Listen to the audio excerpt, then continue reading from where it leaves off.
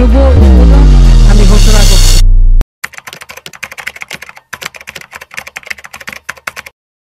বিগত বছর কয়েকের বাংলাদেশের ইন্টারন্যাশনাল ট্রেড অ্যামাউন্ট যদি আমরা দেখি, ফিসক্যাল ইয়ার 2021-এ এই ট্রেড অ্যামাউন্টের টোটাল ভ্যালু ছিল $104 বিলিয়ন এবং ফিসক্যাল ইয়ার 2022-তে এই ভ্যালু বেড়ে গিয়ে দাঁড়াইছে $140 billion.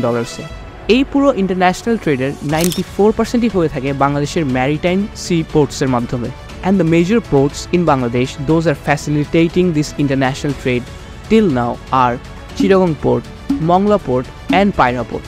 11 November 2022 Matarbari deep sea port বাংলাদেশের সর্বপ্রথম গভীর সমুদ্র বন্দরের প্রথম চ্যানেল উদ্বোধন করেন prime minister Sheikh Hasina.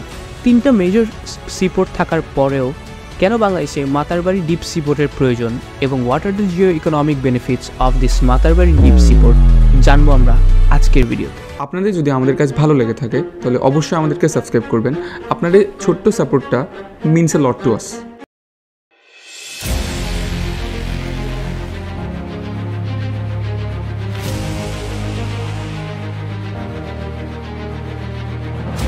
Matarbari deep sea port কেন প্রয়োজন সেটা জানার আগে আমরা একটু দেখব বর্তমানে যে পোর্টগুলো বাংলাদেশে অবস্থিত, চিটাগং পোর্ট এন্ড মংলা পোর্টের বর্তমান অবস্থাটা কি। বাংলাদেশের টোটাল ইম্পোর্ট এক্সপোর্ট ট্রেড ভলিউমের 92% হ্যান্ডেল করে এই Chittagong seaport. This Chittagong seaport is the largest seaport in Bangladesh. British magazine লয়েডের 2021-এর একটা রিপোর্ট মতে Chittagong seaport is known to be the 64th biggest seaport in the world in terms of annual container transportation. সিপোর্টের cargo capacity মাপা হয় সাধারণত TEU, যাকে বলা হয় 20 ফুট ইকুইভ্যালেন্ট ইউনিট কন্টেইনার। আমরা সচরাচর যে কন্টেইনারগুলো দেখে থাকি সেগুলাই 20 ফুট ইকুইভ্যালেন্ট ইউনিট কন্টেইনার, অর্থাৎ ওই কন্টেইনারগুলোর সাইজ লেংথে 20 ফিট এবং কার্গো ট্রান্সপোর্টেশনের ভাষায় এটাকে বলে 20 ফুট ইকুইভ্যালেন্ট কন্টেইনার অথবা 1 TEU কন্টেইনার। চিটাগং পোর্টের কন্টেইনার হ্যান্ডলিং ক্যাপাসিটির স্ট্যাটিস্টিক্স দেখলে উই ক্যান সি 2018 সালে টোটাল 29 লক্ষ TEU container Chittagong port handle করছে and this went up to 31.4 lakhs in 2022। বর্তমানে এই কার্গো হ্যান্ডলিং করার জন্য চিটাগং পোর্টে টোটাল 3টা মেজর টার্মিনাল আছে এবং এই 3টা মেজর টার্মিনালকে ফ্যাসিলিটি দেয় টোটাল 19টা জেটি। চিটাগং পোর্টে এখন পর্যন্ত যে সাইজের কন্টেইনার ভেসেল আসতে পারে সেটার স্ট্যান্ডার্ড সাইজ হলো 9.5 মিটার ইন ড্রাফট, অর্থাৎ পানির নিচে জাহাজের গভীরতা থাকতে পারবে 9.5 মিটার এবং 190 মিটার পর্যন্ত ইন লেংথ।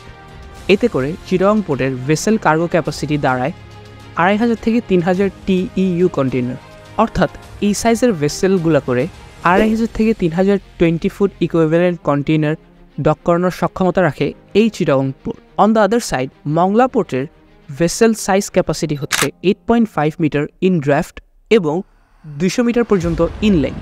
সাধারণভাবে 600 থেকে 1000 TEU কন্টেইনার ডক করানোর সক্ষমতা রাখে এই মংলা পোর্ট। দেশের এই দুই মেজর সি পোর্টের গুরুত্ব কার্গো ভলিউমের সাথে দিন দিন বেড়েই চলছে। 2021-22 ফিসক্যাল ইয়ারে চিটাগং পোর্টে টোটাল 4300 মতো কার্গো শিপ এবং মংলা পোর্টে টোটাল 3100 মতো কার্গো শিপ ডক করে। কয়েক বছর আগে 2015-16 অর্থ বছরও চিটাগং পোর্টে কার্গো শিপের সংখ্যা ছিল 2900 মতো এবং মংলা পোর্টে সেই কার্গো শিপের সংখ্যা ছিল 1300 মতো। ফিসক্যাল ইয়ার 2022-তে চিটাগং পোর্ট এবং মংলা পোর্টে in total 12.5 crore ton cargo handle করা হয়। এখন আসা যাক এই ভিডিওর সবচেয়ে ইম্পর্টেন্ট পার্টে, সেটা হচ্ছে কি আমাদের দেশে একটা ডিপ সি পোর্টের কেন প্রয়োজন। এটার পিছনে মূলত দুইটা সিগনিফিকেন্ট রিজন আছে। এর প্রথমে আসতেছে container handling congestion and the second one is higher transshipment cost. At present Chittagong এবং মংলা পোর্টের টোটাল কার্গো হ্যান্ডলিং ক্যাপাসিটি হচ্ছে বর্তমানে 4 মিলিয়ন TEU, অর্থাৎ 40 লাখ 20 ফুট ইকুইভ্যালেন্ট ইউনিট কন্টেইনারের মতো, যার মধ্যে 90%ই হ্যান্ডেল করে থাকে এই চিটাগং পোর্ট। এটা এক্সপেক্ট করা হচ্ছে জিডিপি বাড়ার সাথে সাথে কন্টেইনার বেস ট্রেড ভলিউমটা সামনের বছরগুলোতে অনেকাংশে বেড়ে যাবে। চিটাগং পোর্ট অথরিটি CPA-এর একটা ডাটা মতে 2041 সালের মধ্যে কন্টেইনার ভলিউমের অ্যামাউন্ট বেড়ে দাঁড়াবে অ্যারাউন্ড 14 মিলিয়ন TEU কিংবা 20 ফুট ইকুইভ্যালেন্ট ইউনিটে। পর্যাপ্ত স্পেস এবং টার্মিনাল না থাকার কারণে এই পরিমাণ কন্টেইনার হ্যান্ডেল করা সম্ভব হবে না চিটাগং এবং মংলা পোর্টে। And this is one of the reason to construct Matarbari deep sea port. এই সমুদ্র বন্দর 2028 সালের মধ্যে টোটাল 28 লক্ষ TEU কন্টেইনার হ্যান্ডেল করার সক্ষমতা রাখবে এবং 2035 সালে কমপ্লিট হওয়ার পরে এই ক্যাপাসিটি বেড়ে দাঁড়াবে টোটাল 48 লাখ TEU কন্টেইনার। এখন যদি আমরা সেকেন্ড রিজনে আসি, that is transshipment cost.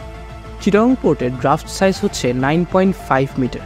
So পর্যাপ্ত পরিমাণ ড্রাফট এবং গভীরতা না থাকার কারণে লার্জ এবং হায়ার টনেজের যে মাদার ভেসেলগুলো সেগুলো কোনোভাবেই কার্গো নিয়ে চিটাগং পোর্টে প্রবেশ করতে পারে না, যে কারণে এই হায়ার টনেজ মাদার ভেসেলগুলো আমাদের কার্গো অফলোড করে শ্রীলঙ্কার কলম্বো পোর্টে, সিঙ্গাপুরের পোর্টে এবং আমাদের পার্শ্ববর্তী দেশ ইন্ডিয়ার পোর্টে, যাদেরকে বাংলাদেশের ট্রান্সশিপমেন্ট হাবও বলা হয়।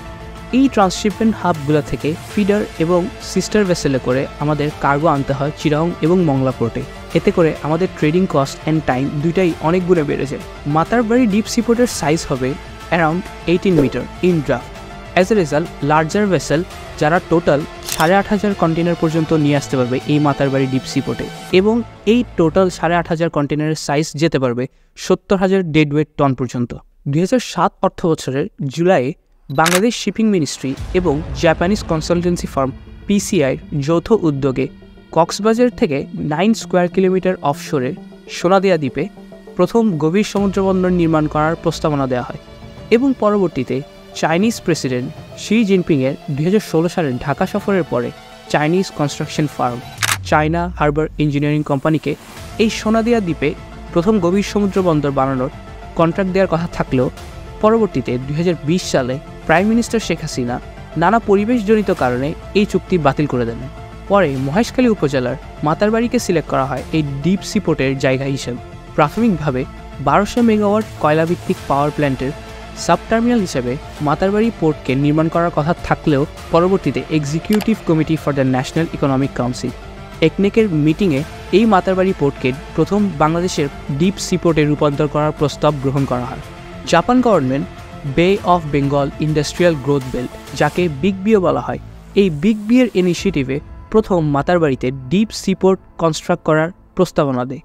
পরবর্তীতে বাংলাদেশ সরকারের অনুমোদনে জাপান ইন্টারন্যাশনাল কোঅপারেশন এজেন্সি জাইকাকে গভীর সমুদ্রবন্দর নির্মাণের কন্ট্রাক্ট দেওয়া হয় এবং চিটাগং পোর্ট অথরিটি CP এর উদ্যোগে শুরু হয় মাতারবাড়িতে ডিপ সি পোর্ট নির্মাণ করার কাজ।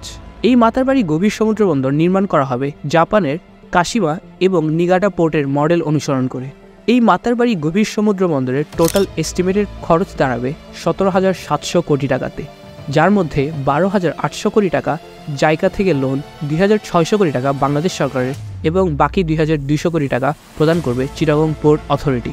এখন মাতারবাড়ি ডিপ সি পোর্টের ইকোনমিক বেনিফিটের কথা যদি আসি, import export trade would be the first point. বর্তমানে বাংলাদেশ থেকে কোনো কার্গো ডিরেক্টলি ইউরোপে ট্রান্সপোর্ট করা যায় না।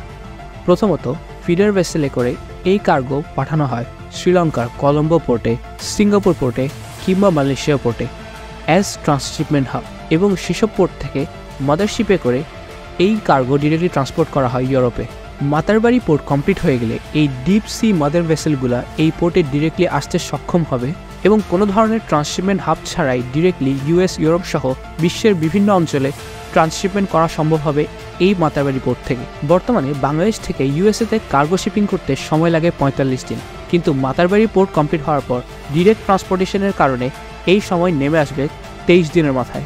জাইকার এস্টিমেট অনুযায়ী মাতারবাড়ি পোর্টের কারণে কোনো ট্রান্সশিপমেন্ট কস্ট না থাকায় প্রতি 20 ফুট কন্টেনারে $131 এবং 40 ফুট ইকুইভ্যালেন্ট কন্টেনারে around $197 মতো সাশ্রয় হবে। Overall, the deep sea port will boost the economy by 2 to 3% and will save $3 billion transshipment cost annually. Matarbari deep sea port থেকে 4 কিলোমিটার দূরে নির্মাণ করা হচ্ছে মহেশখালী ইকোনমিক জোন। 3,500 একরের এই ইকোনমিক জোনে টোটাল 9 লাখ মানুষের কর্মসংস্থান হবে বলে আশা করা যাচ্ছে। এই মাতারবাড়ি ডিপ সি পোর্টের আরেকটা সিগনিফিক্যান্ট ইকোনমিক বেনিফিট হবে LNG এবং আন্ডার সি অয়েল ইম্পোর্টের ক্ষেত্রে। ডিরেক্ট ডিপ সি পাইপলাইন না থাকার কারণে ফিডার ভেসেলে করে অয়েল ইম্পোর্ট করতে সময় লাগে 12 দিন, কিন্তু Matarbari deep sea port complete হওয়ার পরে এই সমপরিমাণ অয়েল ইম্পোর্ট করতে সময় লাগবে মাত্র 3 দিন। A floating storage and regasification unit, যেটাকে FSRU টার্মিনালও বলা হয়, এরকম একটা টার্মিনালও নির্মাণ করা হবে এই মাতারবাড়ি ডিপ সি পোর্টে, যেটার মাধ্যমে daily 4,700 million cubic feet LNG import করা সম্ভব হবে। Finally this Matarbari deep sea port will have a huge impact on our blue economy. এবং ব্লু ইকোনমি নিয়ে যদি আপনি বিস্তারিত জানতে চান, আমাদের ব্লু ইকোনমি সিরিজের 2টা ভিডিও, যেটাতে আমরা ব্লু ইকোনমির ইন ডিটেল এক্সপ্লেনেশন আলোচনা করছি, ওই 2টা ভিডিও দেখতে পারেন। So that's all from our side. Till then, take care, good by.